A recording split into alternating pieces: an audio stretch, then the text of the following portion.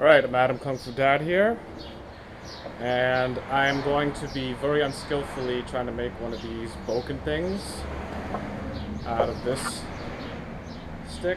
I'm just going to carve it out, I guess, with this knife, which is, it's really not for that, but I'm just going to, why am I doing this? I don't know.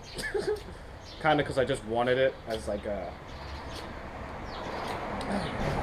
I want it as like this sword that I'll practice with and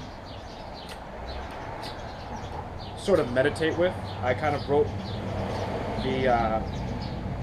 about this idea in my new book, Lions, Dragons, and Drums, and it's gonna be like, it's pirate themed. I've been working on like, I mean, even before I was separated from the school, I was gonna build up a different group with a pirate theme. There's several reasons for this. Part of it was I liked that when you watch all those kids shows, whether it's Peppa Pig or Peg Plus Cat, and they play pirates, like all those kids shows, they all play pirates, even though pirates are, you know, worse than probably any gangsters around now. Like they're really, you know, cutthroat, literally. But it's become a thing where like people play pirate. It's a fun thing, and it's an easy uniform to create because you just go tie some things around your head, put on your clip-on earrings or whatever, and you play pirate.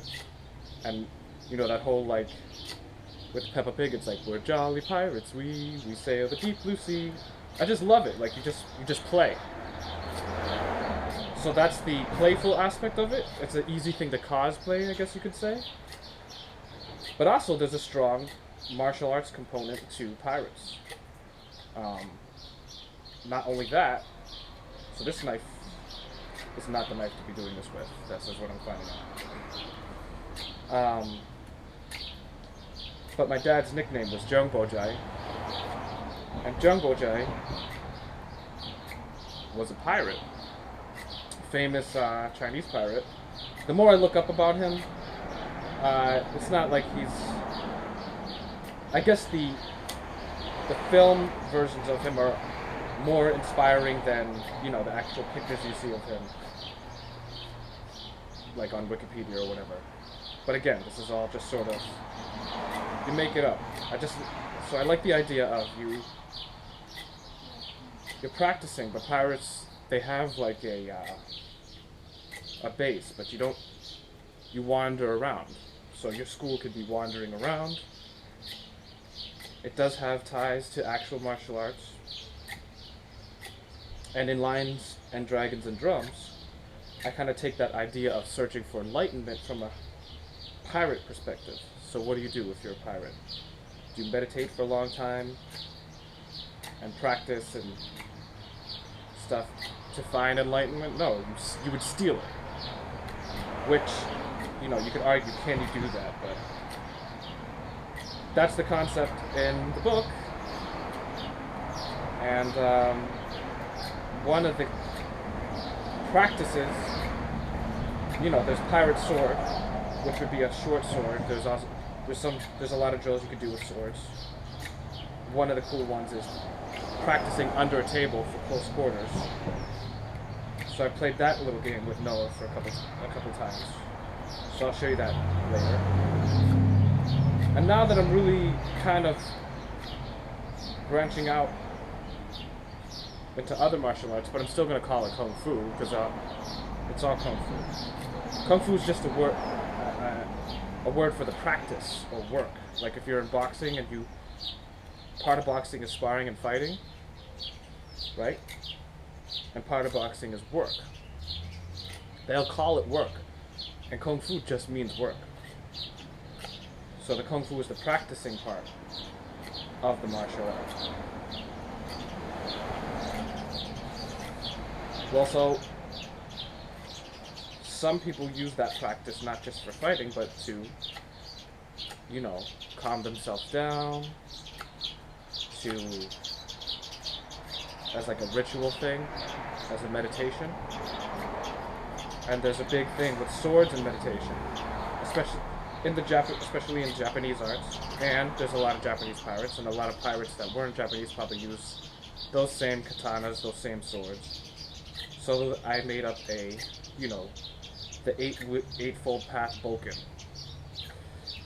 practice, which is practicing with a wooden sword, because I'm not going to cut myself using a real sword, and I'm not going to buy a real sword just to practice with, you know, by myself. You could say, why am I spending so much time cutting this thing out? Well, basically it's because if I actually hone this down to like a wooden sword and I did it myself, then this will have ritual significance to me. I've been practicing with this particular stick for a long time. It kind of looked like a shilelagh before, and had this big spot over here, but I cut that part off. And it's going to be more for practicing inside the house, because I'm going to use another one for outside the house. A bigger, thicker stick. And why am I, you know, some people would say, like, why are you practicing with a stick or pretending to use a sword? You're never going to use that. So unrealistic. But here's the cool thing about practicing with a heavy stick is you're working on your upper body. It's been helping with training my forearms. And so, and not that, you know, I'm not a person that gets into a fight. And if you're thinking of defending your home, yes, a gun is way more effective than a stick. But then you have to worry about your kids shooting themselves in the head or something. And yes, you're supposed to be safe and have a, you know, you're supposed to have a safe and that kind of thing. And eventually maybe I'll get a gun. Maybe when the kids are older or whatever, maybe we'll, or like, maybe at some point we'll get into hunting. It's kind of hard to do that in Boston. We could also make like slingshot. We made a bow and arrow, which was really cheap to make, but we don't have real arrows. So pretty much we're not like hunting for real. I guess if you lived in other parts of the country, you could get into that.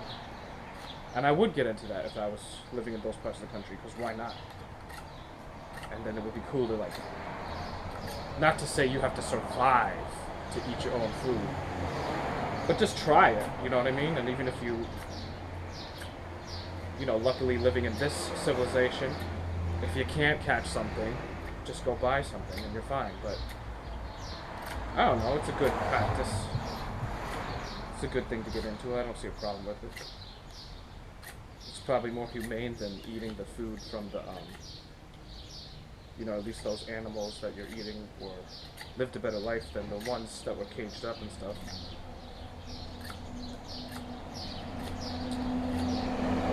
But anyway, I'm not, you know, for now, all of my stuff is more theoretical. Or just complete fantasy. And I'm kind of moving simultaneously in that direction and trying to move in the direction of making it more useful, if that makes sense.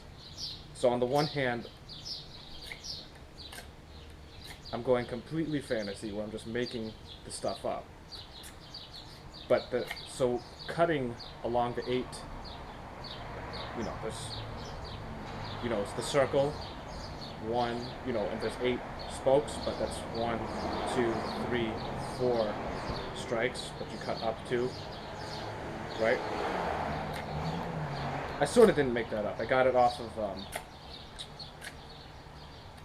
a documentary about the Napoleonic War, and they had Sean Bean, who played, you know, Sharp's Rifle, Sharp's Eagles, and they were talking about this book written during those times where the cavalry, they had all these sword forms, but then they practiced it that way, but then when the guys got up there on the horse, they were cutting the ears off the horse in battle, and they didn't do it very well, so they threw all that stuff out. And I'm not saying I'm going to throw all my kung fu out, all the forms and stuff, because I like those forms, but I do, if I'm going to be my own group, I can't be teaching the forms that I learned. I could practice them, but that's not what I'm going to be teaching. If I even teach, I'm going to teach more like how you learn when you learn painting in a Western style school, like a college or whatever. Like I took a painting class, and the teacher was like, I can guide you along your way. I can't really teach you to paint, but I can guide you as you paint, as you find your own style, right? They'll introduce you to different styles, like Van Gogh, or Matisse, or Picasso, or like more realist styles as well. And you'll look at that, and then you'll paint on your own. There are certain drills that you do in painting where you try to make, you try to get a feel for controlling the color, like going black to white in the scale, like all the different shades of gray. That's a drill. That is a basic drill, but a lot of people don't do it a lot. Or in ink painting, which is probably what I'll get into because it's cheaper. I mean, I have some background in that, but it's just cheaper. Ink on paper, on cardboard, whatever. It's just cheaper, man, because ink is like nothing compared to like buying all those acrylic paints. The basics for that is writing Chinese. That's why they'll call it, you wrote a painting instead of that you painted a painting. But anyway, I got off subject. And this is going to take forever. But because it's going to take forever, then it's going to mean so much more when it's done. It's more just me talking to the camera while I'm doing this. Because I don't really need to do this. You can still practice with the stick without making it into the shape of a sword.